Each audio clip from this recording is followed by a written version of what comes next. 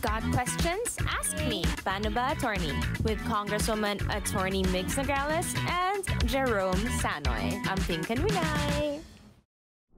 Hello everyone! Good afternoon at nakikita nyo naman, Lonely Hearts Club tayo ngayon. Kung na-miss nyo ang mga episodes natin throughout the year, kung ngayon lang kayo sumubaybay, follow our social media pages here below. Para ma-update po kayo sa ating mga episodes and mga pinopost po natin mga topics, no? And of course, you can watch us every Saturday. Pero ito yung last Saturday, no?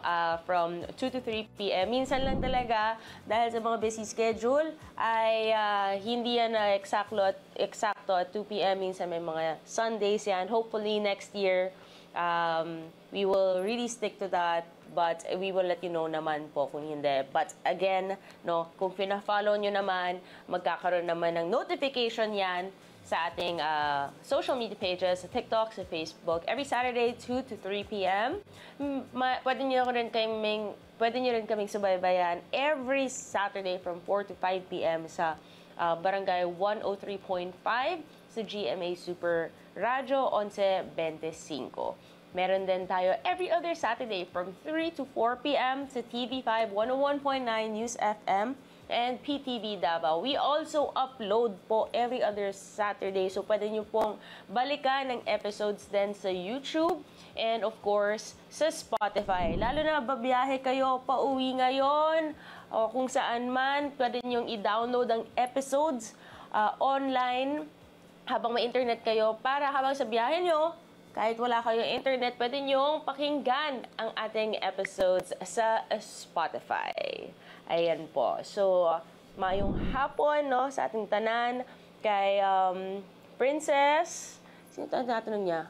Pwedeng mag-apply ng scholar? Yes, punta lang po kayo sa opisina namin kung taga Davao kayo. Sa Quirino po, meron lang requirements. You can send your requirements there po. Hello kay Nikki, kay Sherlita. Hello kay Izumi, kay Abby. Merry Christmas. Orochi Buto, Merry Christmas Joels. Merry Christmas kay Bobo, Merry Christmas kay Sia Guo. Wow. Merry Christmas kay Sniper King, Merry Christmas kay Mark, kay Jules, kay Jasper, kay Claire. Hello, hello. And to everyone, Merry Christmas 4 days. Excited na ba kayo? Hindi ko na-feel yung Pasko actually dahil sunod-sunod ang mga schedules. Pero nakakataba naman po ng puso because you can feel all the love. Kaya papakita natin bakit nabibusy tayo. Papakita po natin ang pinagagawa po natin the past 2 weeks.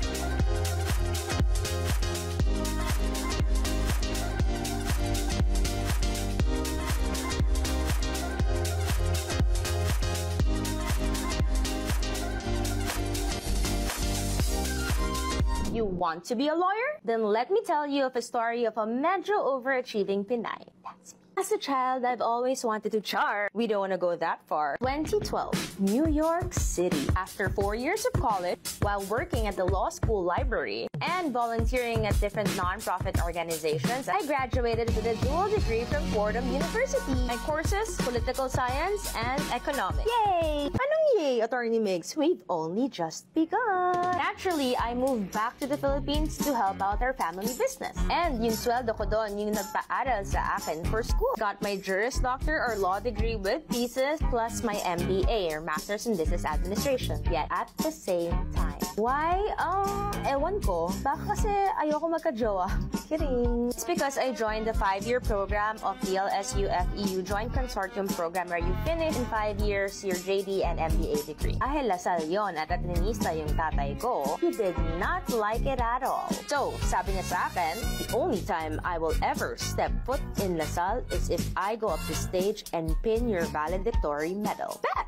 So this was my schedule from Mondays to Fridays. 7 a.m. to 5 p.m. I would be in the library or in a coffee shop. Then 6 p.m. to 9 p.m. that would be my law classes. And on weekends, yun naman yung mga MBA classes ko. In and out of coffee shop, reading my coda, reading the cases in the original text, handwriting my notes, and making my own digest, and then reading the books. And on weekends, after my morning classes, I would do the family business work. Or sometimes, I would volunteer to teach kids in Makati. And this is why I believe I should be your next Miss Universe. Char lang yun. And during my 3rd year, I was fortunate enough that I was taking my law and business electives abroad. It's only me from the school, alone in another country, places like Paris, London, and Hogwarts. Char lang, no, it was Oxford. Pero kung titingnan mo yung place, actually mukha talaga siyang Hogwarts. Kulang na lang talaga yung sorting hat. Reality hit after 6 months and kinailangan ko nang bumalik ng Pilipinas. But on my last year of law school, during the weekends, I volunteered at VLC Law Review Center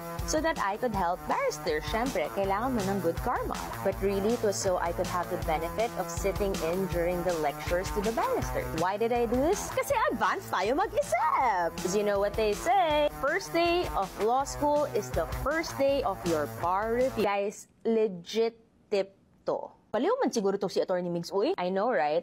How did I not go insane? I made time for family and made sure I was surrounded by a lot of cute things. Dahil nga walang cute boys, cute things na lang tayo magsisete, di ba? At dahil super chipanga ko at napaka-kuripot, I would bring my own baon para makatipid tayo. At dahil sporty tayo, on the treadmill, I would actually run while listening to the downloadable audio Kodal. Kung ayaw ko naman tumakbo, I would be in the stationary bike and still have my Kodal or my notes with me. And thesis season game.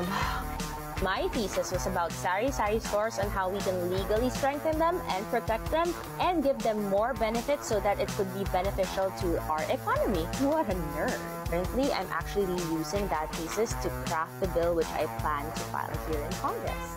Dami kong chika, no? Pero hindi pa rin tayo tapos. When it was finally over, time for vacation! We went to Portugal. O, chochal, no? Pero vacay ba talaga or pilgrimage? We went to the Sanctuary of Fatima. This place is actually a holy site where 3 children were visited by the apparition of our Virgin Mary. Tradition dito, if you really, really, really want something, then you not only just really, really pray hard. You have to kneel down and on your knees, you have to go through the entire place. And since my dad couldn't kneel because, you know, of his old age, he instead held my hand while I was doing it. 1 + 1 kasi kami palagi, guys. Favorite kasi ako. Just kidding, no. Really. Totoo yun. Favorite ako. The whole family prayed, but mostly I think he really prayed that I will really do well in the bar exam. Secretly, I included in my prayer that I would top my class. Kasi nga, I really wanted him to be there in my graduation sa Lasal. Ding, ding, ding! Prayers granted! The school announced that I was top of my class! Ba? Sobrang happy ni ate girl! And then I was. Some of my classmates, yung ibang part ng top 5, just couldn't believe it. Why is she top of her class when her grades were even higher? Excuse me, your grades were not higher, ha? Kayo kasi, you kept comparing grades, nagyayabangan sa isa't isa for everyone to know while I just kept silent. Hindi mo naman kasi kailangan magyabang kung feeling mo deserve mo talaga, diba? Meron pa silang hirit na ganito. Anong ginagawa yun? Eh, diba she kept going out, she kept traveling, so how is it even possible that she got high grades and became top of her class? Their logical explanation for this whole thing, binili ko raw yung school. Wow, ha? Meron pa silang pa-petition that the entire class signed kuno so that they can recompute everyone's grades and show everyone my grade. Please, this does not only show bitterness but also utmost disrespect sa school natin. The story does not end there, so listen ka pa. When I did my valedictory speech, these mean girls and their friends walked out in protest. Talk about classy. Syempre, during that time, sobrang sakit and gusto kong umiyak nun. But then, then, it dawned on me that the only person I really wanted to be there was there. My dad, of course. And sige na nga, include na rin natin ang other members of my family. Pero hindi pa nagtatapos dyan ang MMK story ko, so listen ka pa more. Kaya unlike the ordinary barristers during that time, I was not in and out of a coffee shop or at home. I was actually studying in the hospital room. After graduation, my dad got really sick, so the last time that he got to walk was when he walked up that stage during the day of my graduation. And honestly, at that point, I kept asking myself every day, should I still go on or should I just take the bar next year? Pero palaban ng ate girl nyo, no? Don't feel too sad because in between those moments, we had very light moments with the family. So months passed and the bar weekend finally came. I had the best support system with me. I had my Delton sisters and my SOR BFF who stayed with me every night. And on the last weekend of the bar exams, when I walked out the gates of UST, my two brothers were there to see me. So we celebrated on the streets like a typical barrister tradition. The worst was finally over. Well, exam-wise at least. Dad was happy and then we had to wait. The waiting period is the hardest part when it comes to the bar exam. Then came the day that the results of the bar will be released. 2019, May 3rd. They usually release the bar results mga 12 noon, and because sobrang pulba ang kaba ko noon, I decided to go to the chapel in the hospital. Yes, we were back in the hospital and I went to the 12 noon mass. Because I didn't want to see the results right away, I actually really left my phone inside the hospital room. After my last prayer and reflect, I decided to let go and let God and just went back up to the hospital room. And when I did, the first thing that I heard when I opened the door, attorney! My dad was actually the one who told me that I passed the bar by calling me an attorney. Everyone was happy, everyone was in tears, everyone celebrated. But then, I was a little sad because I challenged my dad na since number 2 lang siya, number 1 ako. Kaya I sat down beside him and said, sorry dad, I didn't top the bar. But he told me to just be grateful and be very thankful because maraming mga tao that day na umiiyak dahil hindi sila pumasa ng bar. So we had a good 1-hour talk where he gave me his bilins, life lessons, kwentuhan, all the memories, etc. And then my dad had his first flatline. That was something that left me speechless. And looking back, you know, that 1 hour is something that I will always cherish forever. So he was resuscitated several times in the ICU, but only one person can take that much, right? 2019, May 4th.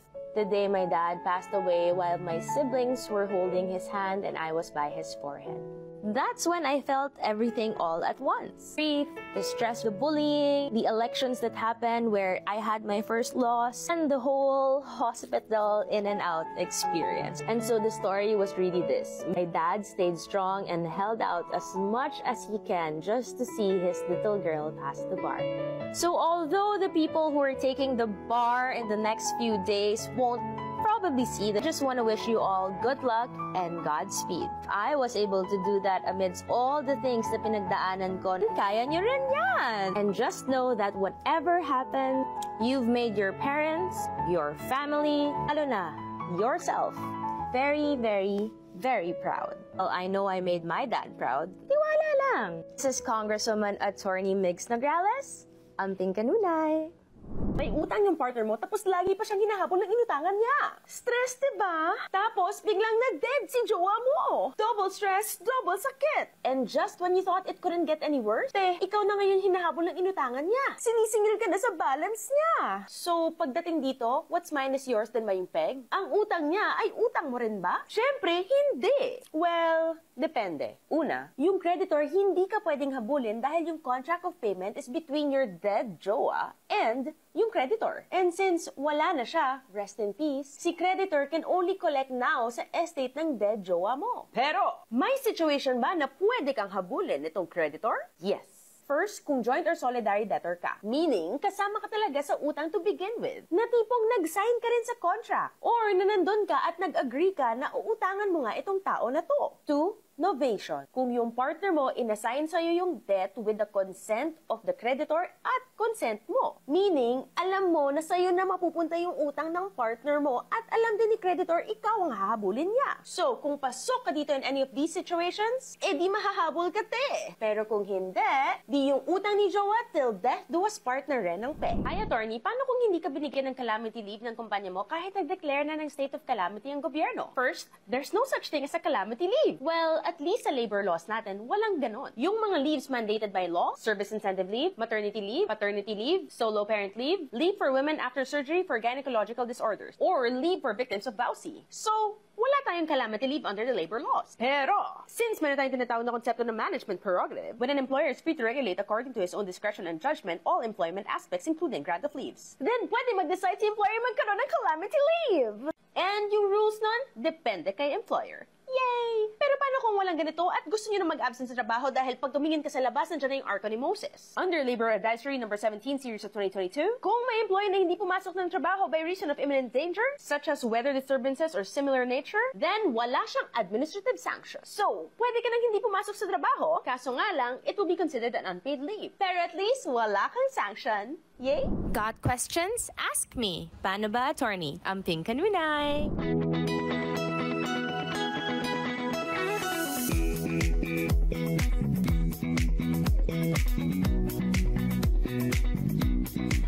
Nando ko aman, salamat ko kang Congressman Nograles na nakuntabang niya ihatag ganamo sa Batang Asosisyon. Salamat kay Congressman Nograles. Ako si Leia Rosales. Daghang kay salamat Attorney Migs Nograles sa imong gihatag nga medical amping kanunay. Ako na si Nova Ganda Rosario. Salamat din ako kay Attorney Migs Nograles na sa mo ang nagawat ko sa AKAP. Daghang tabang yun. Daghang salamat, ma'am. Daghang salamat. Daghang salamat. Salamat. Salamat. Daghang salamat. Salamat po. Daghang salamat. Daghang kayong salamat. Salamat. Daghang salamat. Salamat. Salamat. Daghang salamat. Daghang salamat. Salamat. Salamat kayo. Daghang salamat kang Attorney Migs Nograles. Got questions? Ask me. Paano ba, attorney? Amping kanunay. Pag abot mo na 60 years old dito sa Pilipinas, ituturing ka ng senior citizen at makakakuha ka na ng benefit. Ito ang makukuha mong benefits na pwede mong asahan. RA 9994.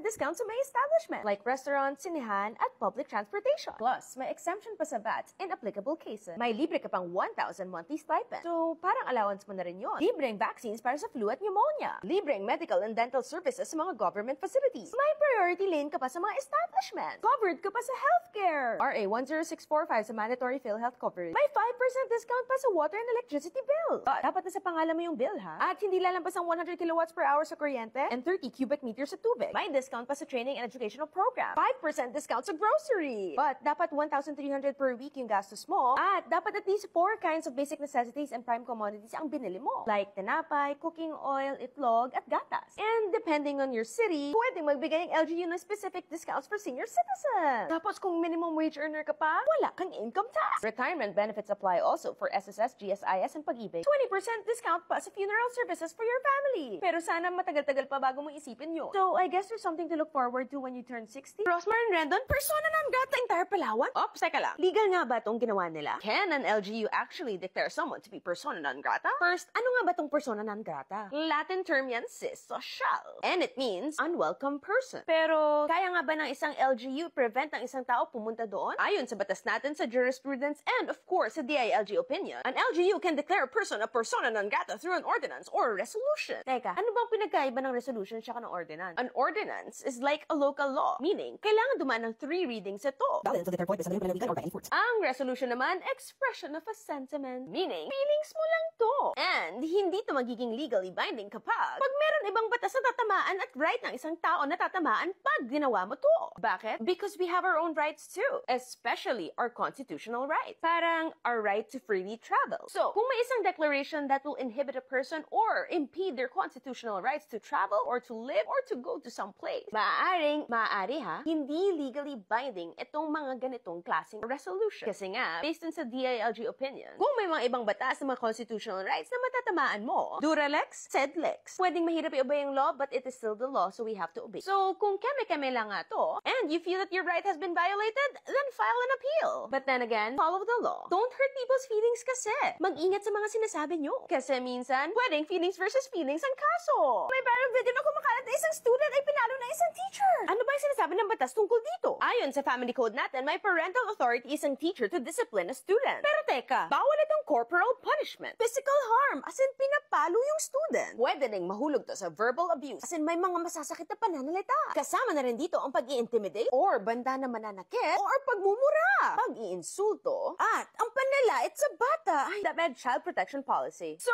paano pag ganito yung nangyari? As a parent, dapat i-document mo. As in, ano nangyari, saan, kailan, at gaano kadalas nangyayari to. Plus, it will help kung itry mo rin hagalapan ng mga kwento ng ibang student para marami tayong mga pieces of evidence ma-present sa school. At pag nakuha mo yon, syempre, kakausapin mo na ang school. Para malaman ano talaga nangyayari, ang DepEd Division Office will create a fact-finding investigation. At pag na-verify meron talaga man nangyayari, then the Regional Office of DepEd should create now a formal investigation on this matter. Kung hindi pa rin satisfied, pwedeng iakyat sa Secretary of Education. Kung hindi pa rin, pwedeng iakyat sa Civil Service Commission. Pag wala pa rin mangyari, pwedeng iapil ito sa Court of Appeals. Teka, ano mangyayari sa teacher? Depende yun sa act at sa circumstances sa gravity na nangyari. Kung simple misconduct, ang penalty ng first offense, pwedeng 1 month and 1 day to 6 months in suspension. Ang penalty sa second offense, matatanggal ka na sa trabaho. Kung grave misconduct naman, sa first offense pa lang, dismissal na ang penalty mo. But, syempre, nakakaloka yung mga ganito, but always remember, may proseso lahat to. Para fair to sa lahat. May tournament na may men's division at separate ang women's division. Tapos ang premyo ng men's division, mas mataas pa sa women's division. Legal ba to or illegal ba to? Illegal! Pagdating sa women in sports, we can think Section 14 RA 9710 or the Magna Carta of Women. Ayon sa batas na to, no sports event or tournament will offer or award a different sports prize with respect to its amount or value to women or men winners in the same sports category, provided that said tournament, contest, race, match, event, or game is open to both. Ang ibig sabihin nito, equal dapat ang makuhang premyo ng babae or lalaki when it comes to the same sporting tournament. And it extends pa when it comes to schools. Kapag nagbibigay ng scholarship ang isang eskwelahan, kailangan proportional ang scholarship na i-offer sa babae at lalaki compared to those who are regular students ng girls and boys. Ito ang tinatawag na pro rata representation. So, if you have dreams to become an athlete, then there's a possibility na pwede kang magkaroon ng right na to. And hopefully, you will become the next Philippine gold medalist na si Hidilyn Dia. Mga Marites, watch out! Dahil pwede ka nang makulong! Ay, true ka dyan, sis! Pag ikaw ay nagkwento sa iba or nagkalat ng chismis para mang-intriga, either na siya sala or crime, or isang depekto, or worse, na nang-intriga ka na gumawa daw siya ng isang krimen, or may nakarinig ng chika minute mo as in just one person, it will be considered made publicly and not privately talked about, and this is a very, very, very important element of this crime. At ito pa, kahit the person is alive or even unalive. Grabe, kahit yung unalive, pinatulan mo pa, let them rest in peace. At nang dahil sa chismis mo, nasira itong reputation ng napakakawawang tao, at sinadya mo pang gawin ha, as in this was not even a joke at all. Then, pwede mo nang makulong si Marites until 30 days. Or, makakakuha ka pa ng multang worth 20,000 pesos! Yay! If not so serious yung chismis mo. But, if serious and insulting, then mapapakulong mo na siya up to 6 months. Don't believe me? It's called slander under Article 358 of the Revised Penal Code. Uy, nalikang group chat nyo! Oh, Kuya Juan, your friend turned enemy, or jowa turned ex, posted screenshots of your private conversations online. Legal ba to? Hindi. Once na-share online ang screenshot ng conversations mo, as in publicly for the whole world to see, at nakita ang personal information mo including pangalan mo, profile picture mo, medical records, school records, IDs, or kahit wala ang name or pic mo pero malalaman talaga na ikaw ang chikadora dun sa screenshot na yun. Violation yarn! Of the DPA, the Data Privacy Act of 2012, RA 10173, for the unauthorized processing of personal or sensitive information. So, pakulong mo na yung traidor na yan from 1 to 3 years. Or, kumuha ka ng multa worth 500,000 to 2 million pesos! Yay! Pero mga Marites, may mga loopholes dito sa batas na to.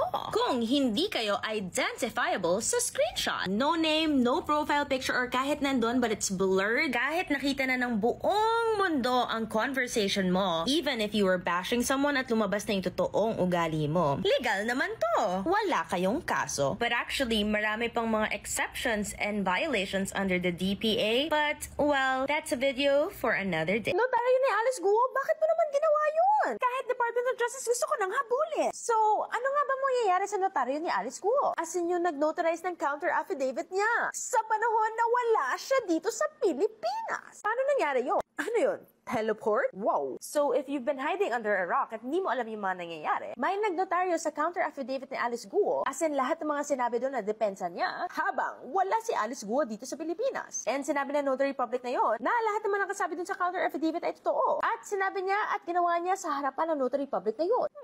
Ano ba? Since nalaman nga na wala siya sa Pilipinas sa panahon na yun, ano ngayon ang legal implications nito? E di fail na yung counter affidavit niya, as in lahat ng mga nakasulat doon, wala na. So, lahat ng depensa niya doon, considered gone. Meaning yan, e di pwede na makahanap ng probable cause sa mga kaso niya. So, pwedeng tuloy-tuloy na to sa korte. At sa abogado naman na to, attorney, pwede ka na magkaroon ng criminal or administrative liabilities. Especially under 171 of the RPC na may falsification claims ka dito dahil sa paggagawa mong notaryo na mali naman at hindi totoo. At pwede ka makulong from 6 years and 1 day to 12 years. Nakakaloka. Sana hindi totoo to, pero kung totoo, kawawa ka naman, attorney. Sayang naman lahat ng mga panahon at years na practice mo.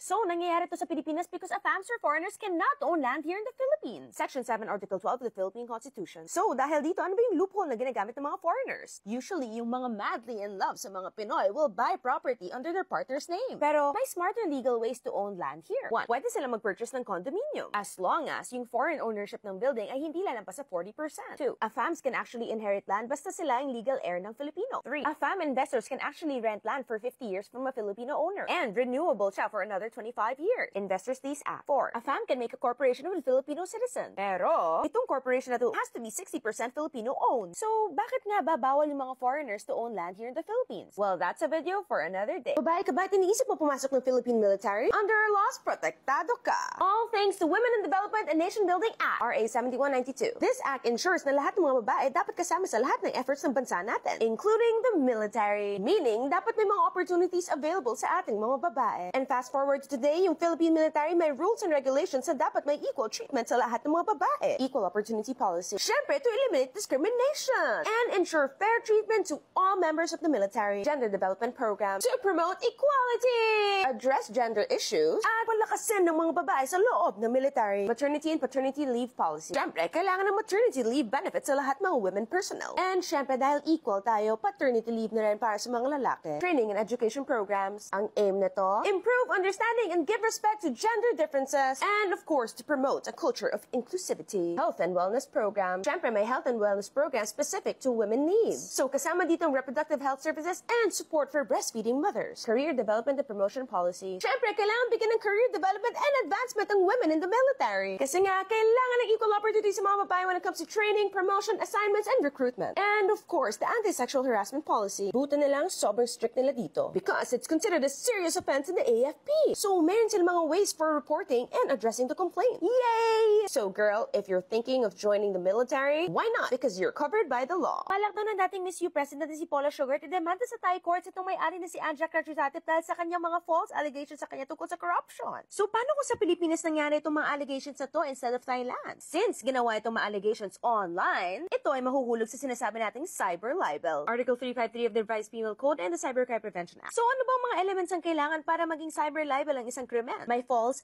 misinformation na sinasabi tungkol sa isang tao na nakakasira ng reputation niya, tapos na-publish pa siya online na nakita at accessible sa mga tao. Plus, remember this, kahit hindi nandun yung pangalan mo, but identifiable na ikaw ang sinasabi ng taong naninira sa'yo, as in, alam ng tao na nakakita ng post yun na ikaw talaga yung tinutukoy dun sa post na yun, edi counted na to as libel. At anong makukuha mo kapag ikaw ay manalo sa kaso ng cyber libel? Well, pwede nang makulong yung kontrabida sa buhay mo from 6 years and 1 day to 12 years. Or maaaring makauwi ka ng fine from 40,000 pesos to 1.5 million pesos! Well, depende yan sa kung gaano kagrabe yung allegation sa'yo at yung court yung magdedetermine ito. Kaya, if it's not a fact, shut up! Nahuli ko ng bababae si Mr. And as a woman, hindi ko raw siya pwedeng kasuhan ng adultery. It's true. Hindi. Hindi talaga pwede, girl. Why? Dahil ayon sa batas natin, si Mrs. at ang kanyang jowa or kabet lang ang pwedeng kasuhan ng adultery. So it's a 1+1 thing, girl. Attorney, parang hindi naman nata fair yan. Masakit. Unfair. But ganyan talaga yung batas, guys. We have to follow it. Kahit unfair, kahit ayaw natin, love will not save you this time. But wait! Dahil as a woman and syempre hurt ka, don't worry, may solusyon tayo dyan. Pwede mong kasuhan ng concubinage! Yay! And what is concubinage? First, kapag si Mr. ay may mistress or kabit, na obviously, hindi niya asawa. Kapag binahay pa niya, napakakapal, no? And ang importante, they're having sex under scandalous circumstances. Nako. So dahil galit ka, pwede mo na siyang pakulong from 6 months to 4 years. At syempre, para hindi mo masampal or whatever na lang kung anong pwede mo magawa para makulong ka dun sa babaeng napakatsaka, pwede mo siyang ipatapon. Literally. As in, ipaalis mo siya at ang tawag dito ay destierro. Don't believe me? Look at Article 344 of the Revised Penal Code. Nagfile si Bea Alonzo ng cyber libel complaint against showbiz columnist Augie Diaz at yung co-host niya. Ano kaya mangyayari? Teka muna, ano nga ba tong cyber libel? Ano naman yung libel? Itong libel, Beth, basically at any time, pwedeng may naninira sa'yo, nagsasabi ng kung ano-ano in public para masira reputation mo. Public ha. So, ibig sabihin, hindi lang isang taong nakarinig. Plus, kahit hindi na siya uso ngayon, ito yung harap-harapan na communication. Pero, pwede rin itong mga sulat, mga print, mga sign, mga pictures, or even videos, or anything similar to that. Article 353, 355 of the Revised Penal Code. Pero, may twist to, guys! Sa Pilipinas Maritime Cybercrime Prevention Act of 2012. This means, kapag libelous ang ginawa mo at ginamit mo ang electronic means, mas mabigat ang penalty mo! Let me illustrate. Kung traditional libel, like yung sinabi ko earlier, yung offender magbabayad ng fine from 40,000 pesos to 1.2 million pesos. And, or makukulong siya from 6 months and a day to 4 years and 2 months! But dahil nga sa Cybercrime Prevention Act of 2012, may 1 degree higher penalty ka pag ginawa mo siyang online or through electronic means. So si offender, level up ang babayaran niya. This means na yung fine niya magsa-start from 40,000 pesos up to 1.5 million pesos! And, or, makukulong na siya from 4 years and 2 months to 8 years. Plus, pwede pang magdagdag ng additional damages. Tapos, isama na rin natin sa showcase na pwede magkaroon ng forfeiture of assets na ginamit niya. Meaning, i-confiscate yung mga bagay-bagay na ginamit mo. But then, at the end of the day, ang court ang may final say. Kaya mga best, wag na lang kayo manira ng taong lalo na kung walang basehan. Gano'n ba katagal ang maternity leave dito sa Pilipinas? A. 98 days. B. 30 days. C. 105 days. Ang tamang sagot ay C. 105 days ang bayad na leave. But, may option ka pa na 30 days unpaid leave. Ang ibig sabihin nito, may additional kang 30 days na pwede kang hindi magtrabaho at hindi ka tatanggalin. Well, kung nag-file ka ng leave at hindi ka awol. Plus, may option pa na 7 days na ilipat sa tatay yung leave mo. At lahat ito nakalatag sa RA 11210 or the Expanded Maternity Leave Law. So, bakit ba ginawa yung batas na to? Syempre, ang mga mommies para magkaroon ng mas marami pang time sa kanilang bagong pinanganak na sanggo. And mas marami pang oras para magpahinga pagkatapos manganak. And of course, para mas ma-promote pa ang breastfeeding. At syempre, para masigurado na hindi nadidiscriminate ang babae just because buntis sila or nanganak. Pero compare natin, gaano ba katagal ang maternity leave sa ating mga Asian neighbor? Sa Indonesia, 3 buwan ang kanilang maternity leave. Sa Thailand naman, 98 days ang kanilang paid leave. Sa Vietnam, 6 months. Singapore has 16 weeks. Sa Japan naman, 14 weeks ang paid leave and then 1 year unpaid leave. South Korea, 90 days. China, 98 days. India, 26 weeks. At ang pinakamahaba sa mundo, 480 days in Sweden tapos pwede pang i-share ng mag-asawa yun. Serious? Illegal detention. Ano yan? Ito ang formal name ng kidnapping. Para masabing serious, illegal detention to, dapat tumagal ang detention as in alam ng tao na hindi siya free to leave at any time na gusto niya ng more than 3 days. Oh, pinamukha ng ginawa ang kidnapping ng mga taga-gobyerno. Or kaya, itong nag-kidnap nagkaroon ng serious physical injuries. Or worse, binigyan ng death threat. Or kaya, minor yung kinidnap. Nako! But take note, itong huli, pag minor yung nakidnap, is not applicable kapag yung nag-kidnap ay yung magulang, isang babae, or kaya public officer. At ano naman yung penalty for this crime? Imprisonment yan! From 20 years and 1 day to 40 years! Tapos, ang malala pa dito, hindi sila pwede magkaroon ng parole. Hindi yung mga parole nakikita natin pag Christmas, ha? Ito yung hindi sila makakalaya more than their imprisonment term. Dahil, reklusyon perpetua ang parusa nito!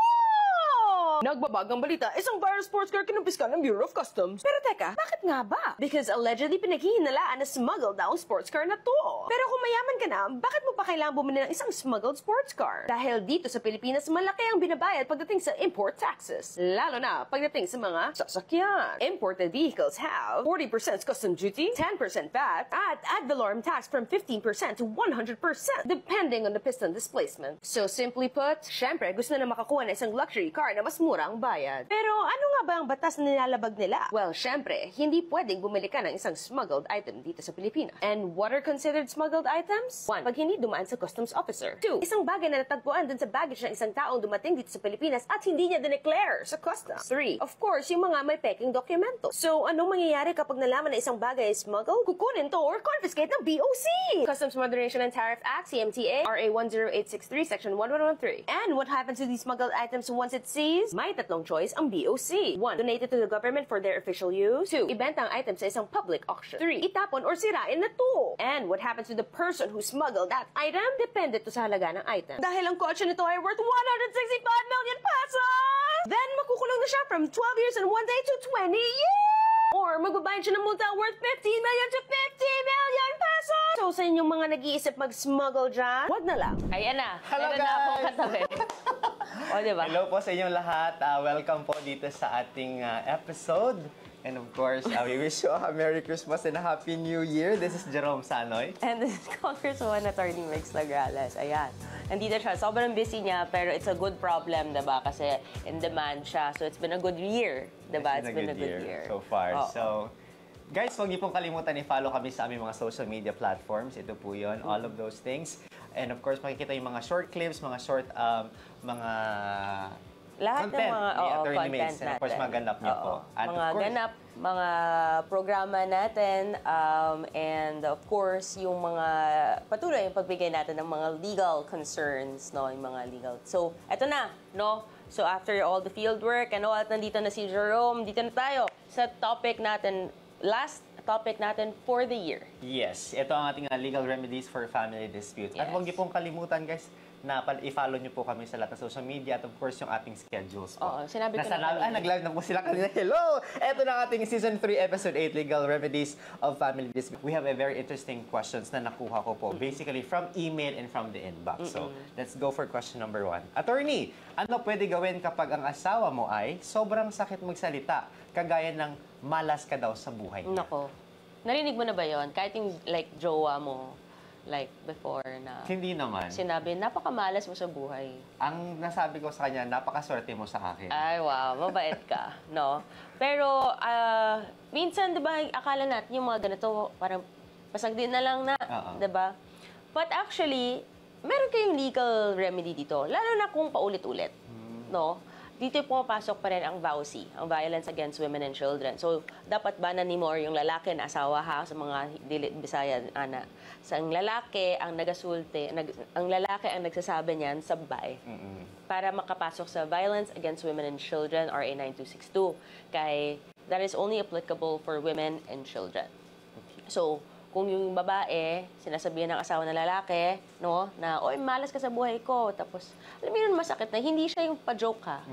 And paulit-ulit, no, paulit-ulit na parang pinapag-guilty ka, na parang feeling mo, ay, is it still worth it to live? Yung mga ganon. Yung parang wala ka ng silbi. Oo. Then, pwede yan mapasok sa psychological violence. And kasama yon sa VAUSI. Mas malalim na discussion dito, sa isa nating episode, either season 2 or dito rin, nag-bounce ba tayo? nag-bounce tayo. So, kailangan yung balikan, no? Kasi mas malalim yung discussion natin tungkol sa VAUSI. And we also have small clips tungkol po dyan na pwede niyong tingnan. But, on a simple note, pwede yan mahulog sa psychological violence po. Yes, lalo na kapag kasal sila, no? Pwede, Sobrang actually, yung bigat. VAUSI, gusto ko lang iklaro, hindi lang yan sa mag-asawa. Pwede yan sa dating relationship. So, jowa mo, no, boyfriend mo, no? Or hindi kayo mag-asawa, baby daddy mo. Yung Baby ganon. daddy. Oo. Basta you had that, or ex mo, and you had Yung basta yung relations. And you had relations, yung physical relations. Okay. Appeal po na. Basta parang nag-date mo. So, yun, di ba? Hindi yan basta-basta. Okay, so yun yung kailangan mong gawin. Pwede ka mag-file ng VAUSI. Number 2 question, Attorney, what to do po if I caught my father cheating through his phone? And what can I do when he's threatening to hurt me if I told my mom? Grabe, no? Ikaw na ngayon nahuli, magagalit ka pa sa anak mo kasi nahuli ka ng anak mo tapos iti-threaten ka. Nako, yan, pinakauna, babalik tayo sa Violence Against Women and Children. Appeal po ang mga anak. So, kung yung tatay, sinethreaten ng anak sa ganyan, no? Na to threaten, harm. Sasaktan ka. Pasok po yan, again, sa violence against women and children. RA 9262, kay appeal ang anak doon. And that is threatening, no? Meron yan, the threat can be kung mismong physical, psychological, emotional, no? Pwede ka rin slight threats. So, meron kang remedy dyan. And syempre, ako, kung ganon, alam mo, may sumbong mo. No? But, again, because may vowsy, kung takot kayo, nasasaktan talaga, ang remedy, mayroong isang remedy sa vowsy. Pag magsumbong kayo sa barangay, no? Pwede kayo mag-avail ng temporary protection order. Para hindi talaga ikaw magalaw. Kung tinatreaten na yung buhay mo. Ito lang yung na-experience ko sa mga nagsusumbong, nakakausap ko sa barangay, kasi may mga lumalapit sa akin.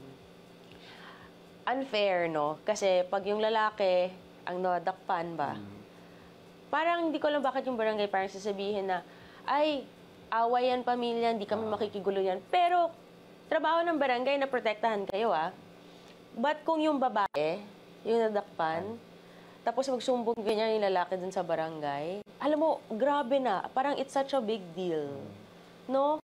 Pero pag yung babae magsumbong, parang usually, parang, yun, sasabihin. Hindi masyadong mabigat. Oo, sasabihin na, sige, pag-usapan nyo na lang yan, wag na kayong magkaso-kaso, ganun. Where in fact, barangay have council. Yes. At saka kasama yan sa trabaho nila. So, it's unfair. Sana magbago na kayo sa 2025 kung ganyan. Pero ganun, diba? Yes. Pero yun yung realidad. Doon ako na, minsan nakakagalit, diba? Maglagot ko kasi bakit ganyan, no? Natay mga balaod. Tapos, anyway, that's a story for another day. Ayoko mag-rant. Okay. No. But yeah, you can make sumbong and you can do a blatter. Yes, make sumbong. Napaka-konyo. Napaka-konyo neto. Sumbong ka, mag-blatter ka, para kung what will happen to you, barangay officials will know. At Bakit? saka yung importante dyan, may barangay protection order. Yes. Wala pa yung kaso. You ask for the remedy sa barangay nyo. Labi na kung tinatakot kayo. So, yun. Okay. Question number 3. Attorney, tanong lang po, anong pwedeng ikaso sa sumapak sa asawa ko habang nabasag ko ang mukha niya? Hindi. Ay, sorry. Anong pwedeng ikaso ko sa sumapak sa asawa ko? Nabasag yung mukha niya, pumaling po yung ilong. Nakita sa CT scan. Tanong lang po kung pwede ikaso, ganong scenario. Ibig sabihin, may sumapak sa asawa niya, nasira yung ilong. Tapos nakita na talagang broken nose kasi may CT scan. Okay, no? Ang violence against women and children, applicable lang yan sa magjowa or mag-asawa, no? Or anak at saka amahan. Hindi yan applicable sa iba ang nagsuntok sa asawa nyo. Dito na papasok yung revised penal code sa mga crimes. So dito, especially na broken nose, pwede yan pumasok sa serious physical injuries. Kasi na-fracture broken yan. Pwede yan sa serious physical injuries. Pwede rin kayong mag-civil case para, syempre, di ba, may surgery yan. Di ba? Na mga ganon, mga medical expenses yan, mahal yan. Pwede nyong actual damages. Yung actual damages para yung binayaran nyo doon sa lahat ng mga medical fees, medical fees. Oo. So, yun, para lang maklaro natin, hindi applicable ang vowsy pag iba. Other. Oo, ang nanakit sa asawa nyo. Okay. Pero grabe nun, sinapak talaga. Grabe, ano pinangyari? Baka nag-inuman to sila, tapos nasapak, tapos ang dami ng kwento, alam na niya yung kwento niya, diba? Paano nainis lang? Oo. Pero diba? ang nababaw ng rason naman. Oo. Or napikon siguro. Or yung tipong natulak, na tapos biglang iba yung natamaan. Pero yung term is nasapak. Oo nga, yun nga. Talaga yun. Ang lakas nun. Alright, question number 4. Attorney, ano pong magagawa kapag hindi nagbibigay ng sustento ang dating asawa ko para sa mga bata? Paano ko po siya pwedeng kasuhan o habulin legal? Yun. Meron tayo siguro mga 3 posts na tungkol dito, yung small posts. Meron na rin tayo every season. We talk about support. So, panoorin niyo po. But, again, punta tayo, di ba? Pwede ba or hindi? na Kasuhan. nang hindi nagsusustento. Yes. Pag yung tatay, hindi nagsusustento sa anak, kahit na may bago siyang relationship, kahit na hiwalay na kayo, oblige ang tatay maghatag ng support. So you can file a civil case, ang tawag dyan, no, under the family code, yung petition for support. So, kung dinideprive kayo, no, sinasadya, talagang, hindi, ayoko na magbigay para makontrol kayo or makuha kayo. Papasok naman dyan yung VAUSI, economic abuse ang tawag dyan, or psychological violence po. Kasi, sinasadya sinasadyang hindi ka hatagan ng support para makontrol ka, mamanipulate ka, wala ka mabuhat na iba sa buhay. Grabe, may mga ganon, no? Ang mga, ito yung panahon. You have 4 days till Christmas. Diba? Make a Christmas wish. You have 2 weeks till the New Year. Magbago na po kayo. No? Baka pwede. Pero I'm sure tatapon nila sa akin na ikaw naman kaya magbago, di ba? Ito talaga sila, no? Oo, di ba? Parang... Well, I think, no, napaka sad talaga na part yan. Dahil, at yung friend ko, when I shared sa'yo, yung asawa niya, nag-stop na talaga. Wala talaga. Kahit na nag-korte-korte na yung parang, yung korte na yung magsasabi na kailangan mong magsustento, ayaw na talaga. So ngayon, parang nanghihingi na siya ng assistance sa barangay due to like medical stuff and everything. So, kung maayos yung LGU nyo, meron kayong makukuha ang benefits ng solo parents. Solo parents. Kasi meron national law naman na dapat nakakakuha ng solo parents ng mga benefits, mga discount. So, may solo parent cards. Pero yung talaga makaka-implement yun kung maayos yung LGU nyo. At saka kung maayos din yung congressman nyo, na dinadala niya to make sure mapondohan yung ganyan klaseng mga programs na national programs. So, hopefully, no, nandun kayo sa lugar na nakaka-avail ng ganun klaseng benefits kasi tumutulong yung government. Okay. For the last question, attorney, tanong ko lang po, pwede po bang kasuhan ang kapitbahay namin na laging naninira sa amin at nagpapakalat ng maling impormasyon tungkol sa pamilya namin? Ano po ba ang proseso? Ay. Chismis. Kung tayo nga, di ba? So, pwede ba? Pwede. Alam nyo, yung mga panggagawa ng mga kwento, no, ang pagmamarites, may hangganan yan. Pwede kayong makulong sa pagiging marites, no? Especially kung nakakasira na ng buhay, no? Yung magmamarites ka, tapos, di ba, umaabot kasi sa point na ang dami ng nakaalam, labi na ng mga silingan mo. And then, parang i-isolate ka na, or hindi ka, minsan, di ba, dahil naniniwala na yung mga tao, na sobrang lala na, hindi ka na makakakuha ng trabaho, hindi ka na papansinin, mawawalan ka kaibigan, madedepress ka. Down. Ang daming ganon, no? Ang daming mga tao na ganon yung nangyayari, no? And it's sad, maraming minsan, lately, lumalapit sa especially, diba, pa Christmas, ganyan, nakakausap mga barangay, sa mga iba, parang, especially kids, parang kung, paano mo nagagawa? Like, okay ka ba? Tapos iiyak sila. Kasi, parang may naninira sa kanila online, or may mga nang-iintriga, at hindi na nakakayanan. So, parang sila, nakikita nila nangyayari online, diba? Sa akin. And parang, how do I still do it daw? Kasi irrelevant kayo. Like, bayad naman kayo eh. Hanap buhay niyo yun. Sige.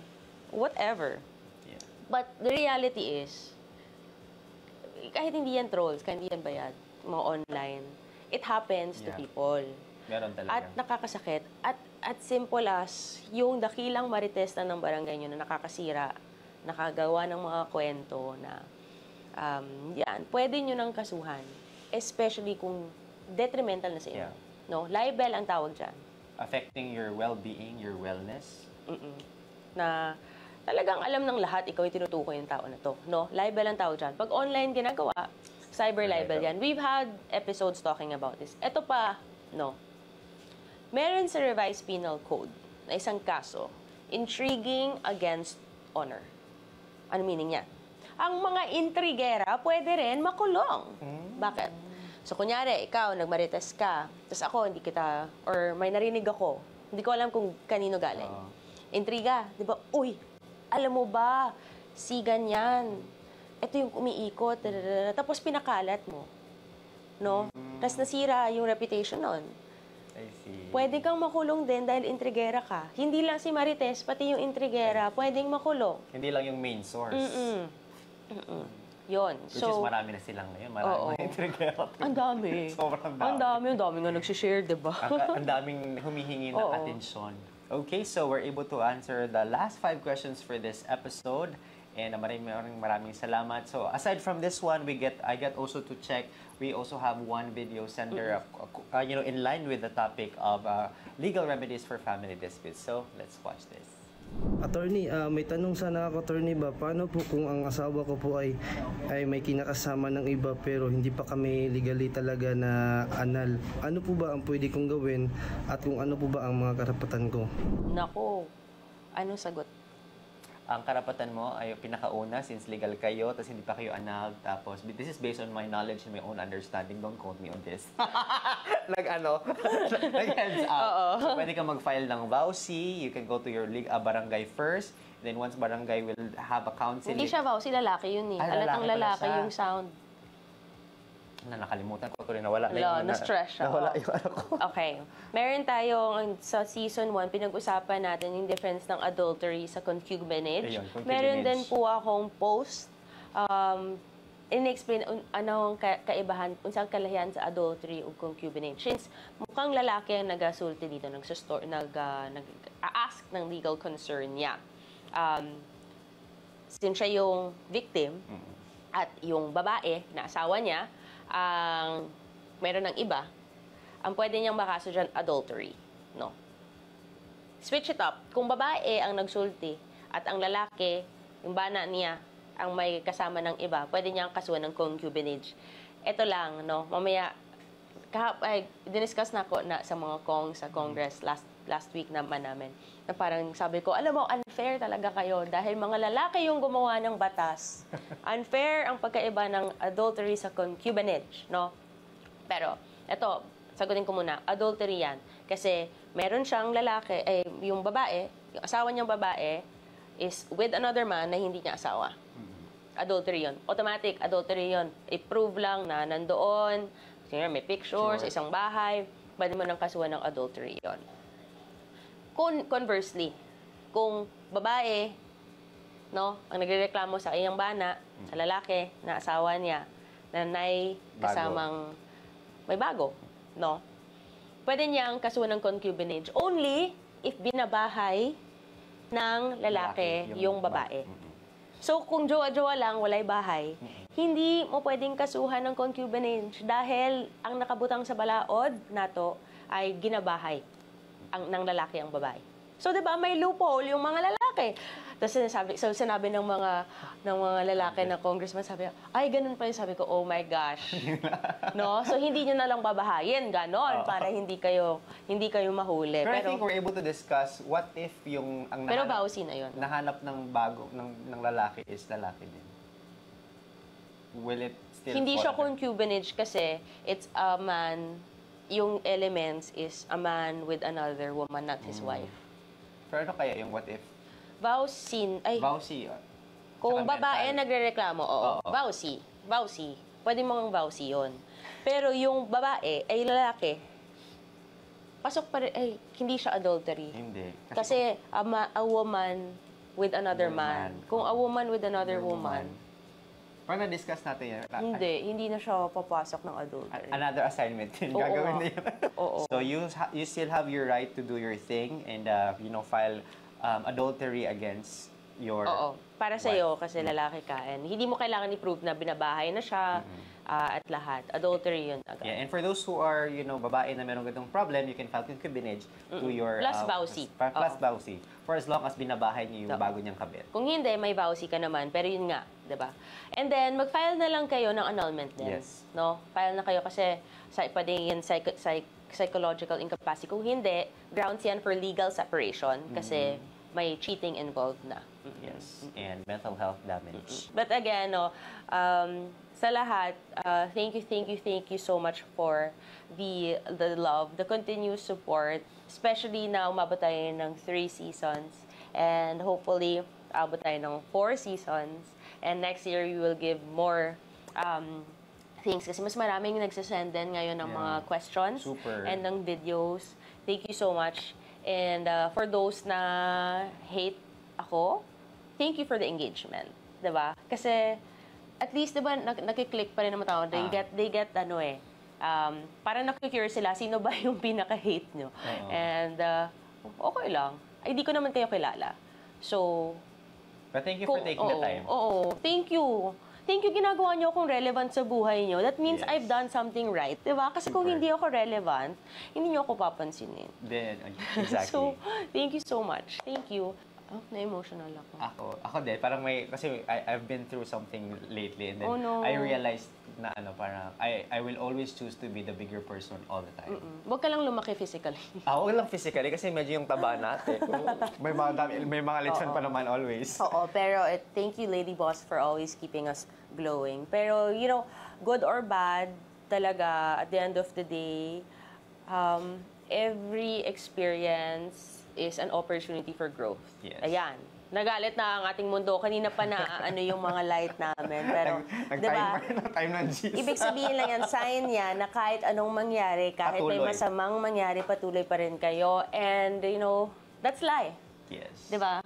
Diba? I mean, ako minsan, mabilisan ako, nakakainis.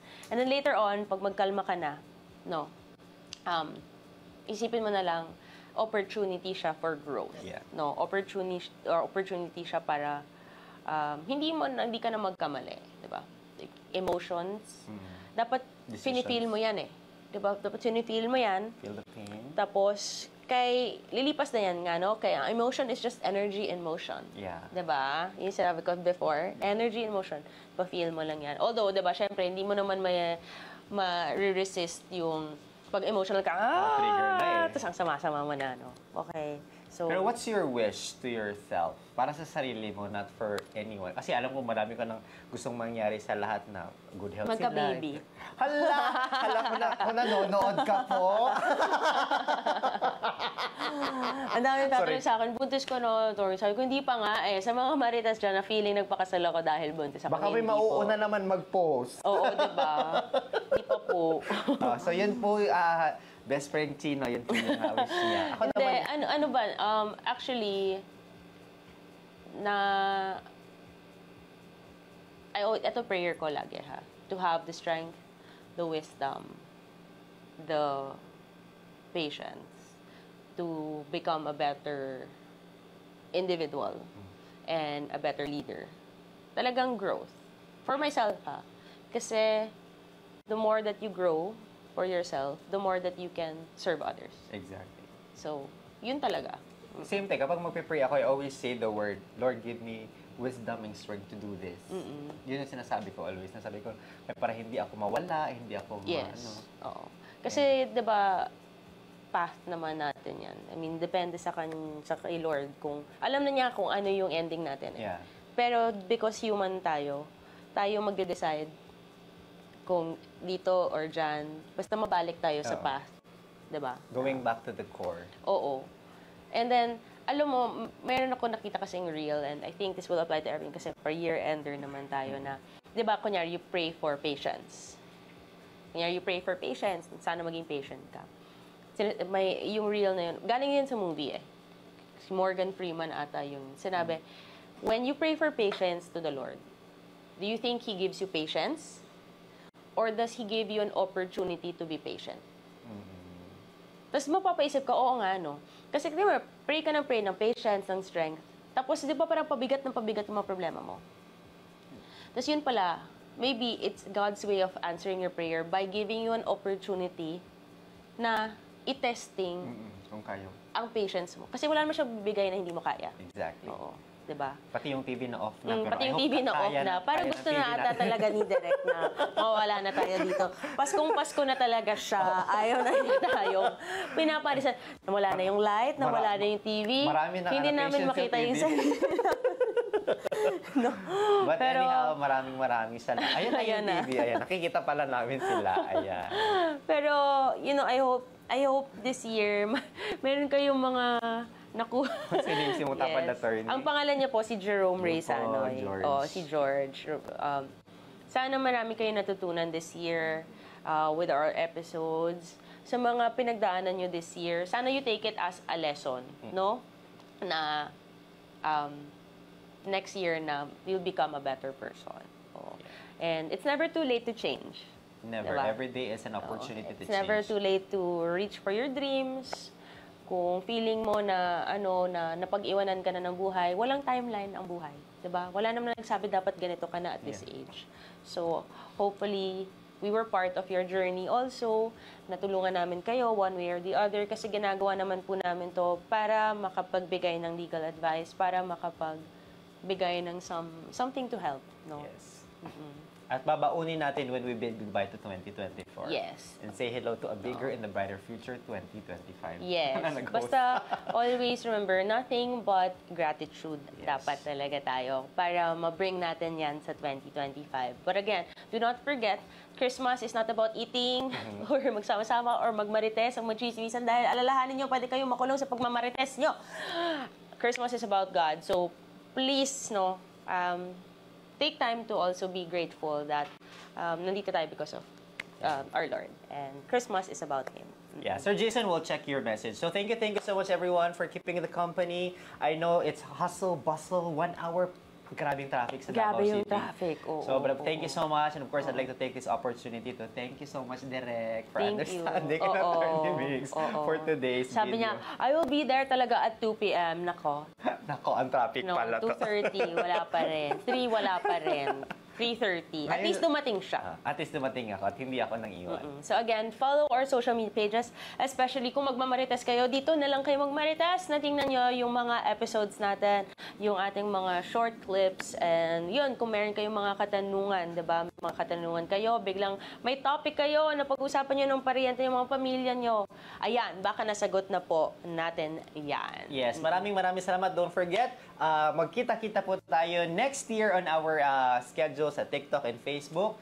Just is 2 p.m. to 3 p.m. We have special episodes sometimes on a Sunday or Saturday. And of course, mapaparinggan niyo po kami sa Barangay 103.5 GMA Super Radio 1125. That's 4 p.m. to 5 p.m.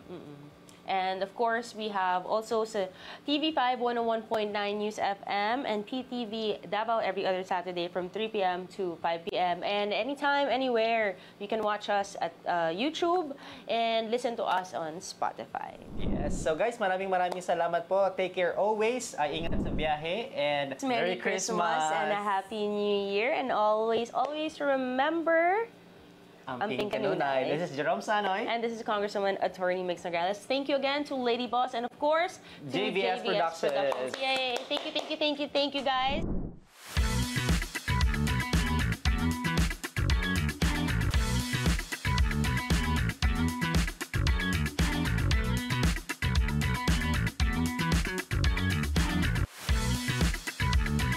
Got questions? Ask me. Paano ba, Attorney? With Congresswoman Attorney Mix Nograles and Jerome Sanoy. Amping Kanunay.